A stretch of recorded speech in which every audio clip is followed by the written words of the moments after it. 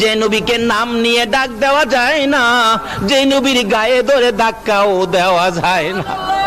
কিভাবে জিবরাইল ধাক্কা দিবে?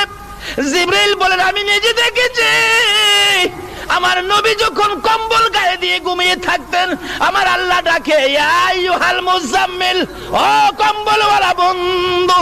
নবী যখন চাদর গায়ে দিয়ে ঘুমাইতো, আমার আল্লাহ ডাকতেন, ইয়া আইয়ুহাল মুদাসসির, ও চাদরওয়ালা বন্ধু।